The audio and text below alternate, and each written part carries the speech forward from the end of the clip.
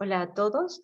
En este breve video vamos a ver cómo se obtienen muestras aleatorias para llevar a cabo análisis factorial exploratorio y confirmatorio en SPSS. Cuando estamos desarrollando un instrumento, hacemos su aplicación y para obtener evidencias de validez de estructura debemos realizar análisis factorial exploratorio y análisis factorial confirmatorio. Se desaconseja realizar ambos análisis con una misma muestra. Entonces, lo que tendríamos que hacer es dividir nuestra muestra, obtener dos submuestras, una para realizar el análisis factorial exploratorio y otra para el confirmatorio. Comúnmente obtenemos muestras equivalentes en tamaño y construimos una base de datos con esa submuestra para el exploratorio y otra para el confirmatorio. Voy a mostrarles aquí una base de datos que tengo y el procedimiento que tendríamos que seguir para hacer estas dos submuestras que necesitamos para los diferentes análisis factoriales. Nos vamos aquí a datos, en seleccionar casos, y aquí vamos a obtener muestra aleatoria de casos. Nos vamos a ejemplo y tenemos aquí dos opciones. Una es ponerle un porcentaje y otra es un número específico de casos. En esta situación necesitamos una muestra, dividir nuestra muestra en dos, por tanto, vamos a requerir el 50% de los casos en una muestra. Claro que no siempre es exactamente el 50%, puede ser unos casos más, unos casos menos. Y hay que ver aquí esta sección de resultado.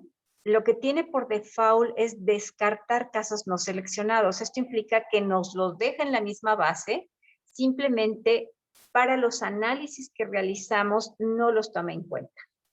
Otra posibilidad es copiar casos seleccionados a un nuevo conjunto de datos. Es decir, crea una nueva base con los casos seleccionados. Y entonces nosotros podemos ponerle análisis factorial confirmatorio o exploratorio primero para que nos haga esa base de datos y tener nuestra base original y esta segunda. Y en el tercer caso, eliminaría los casos no seleccionados, los borra de la base de datos, lo cual, bueno, menos que tengamos nuestra base ya copiada, convendría. Tampoco mucho nos conviene esta opción, por lo que les voy a decir a continuación. Vamos a dejar descartar casos no seleccionados, como está por default, y entonces le ponemos aceptar. Aquí nos dice todo lo que hizo y nosotros vamos a regresar a nuestra base de datos. Como ven aquí, nos marcó aquellos casos que no va a considerar, que descartó del análisis y que no salieron en esta muestra aleatoria. Los casos 1, 2 o 3 no salieron, pero el 4 sí, etcétera, etcétera, ¿no? Entonces, lo que tendríamos que hacer es, bueno, primero obtener unas frecuencias rápidamente para ver cómo, por ejemplo, de sexo, ¿no? Vamos a ver, en la original teníamos 335 y aquí nos dejó 157. ¿Ok? Entonces tenemos esta mitad, digamos, de 157 casos. Volvemos aquí en nuestra base de datos Y lo que vemos también es que además de tachar esto, creó una nueva variable que le llamó filtro, aproximadamente 50% de los casos. Ok. Entonces, aquí tenemos ceros y unos. Ceros los que no están en esta muestra y unos los que están en la muestra. Ahora, lo que vamos a hacer es usar los casos 0 para un análisis y los casos 1 para otro análisis. Por tanto, lo que nos conviene es crear, bueno, como yo lo haría, como yo lo hago más bien, es guardo esta base y le llamo análisis factorial confirmatorio.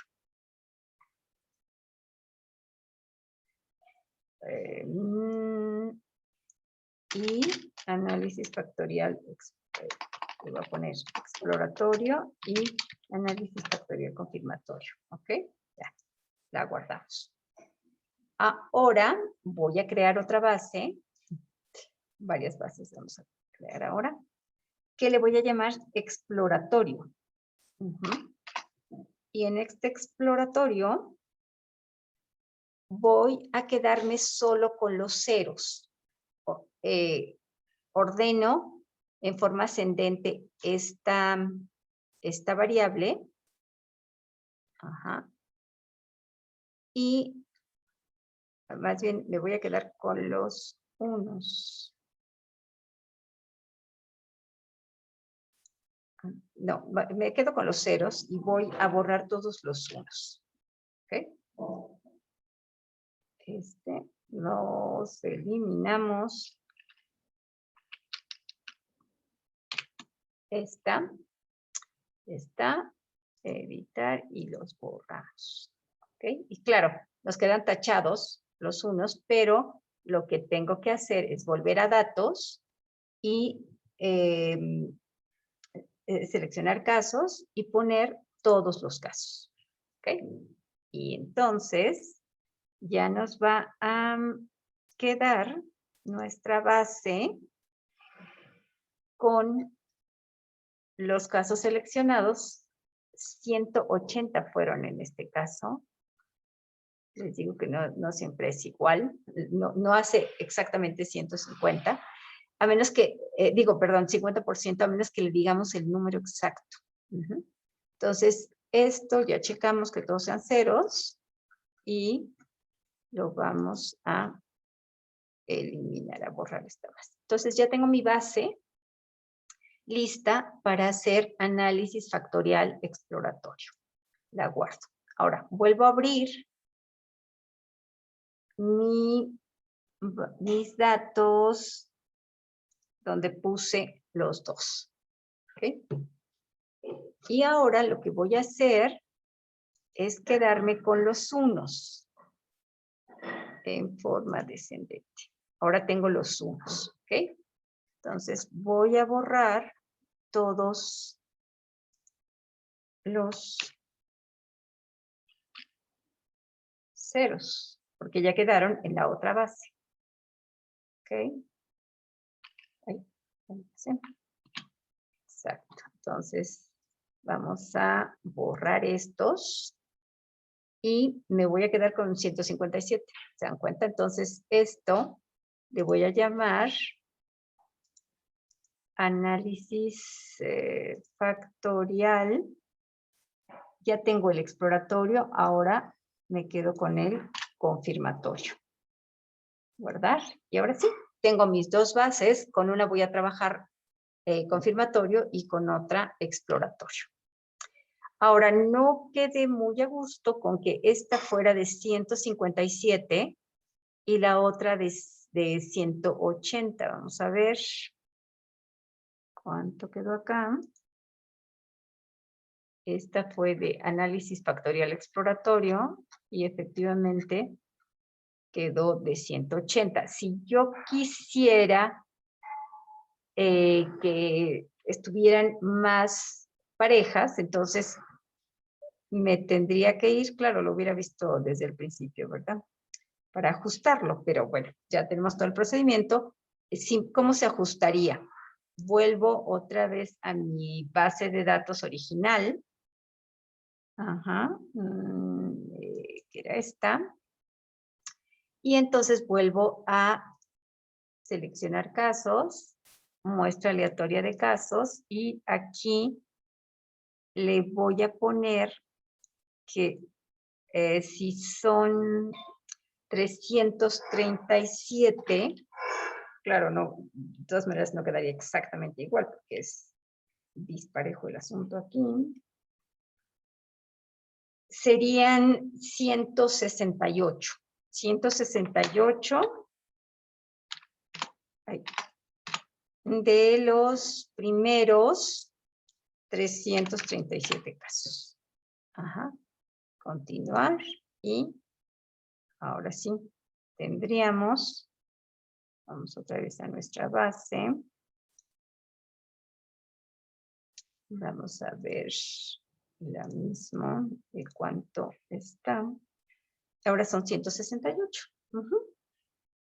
Así tendríamos equilibrados. En algunos casos a lo mejor nos conviene más tener Ns más grandes para el confirmatorio. Entonces le indicaríamos cómo queremos que nos haga estas dos submuestras. ¿Okay? Bien, hemos revisado cómo se obtienen muestras aleatorias para realizar factorial confirmatorio y exploratorio. Gracias por su atención.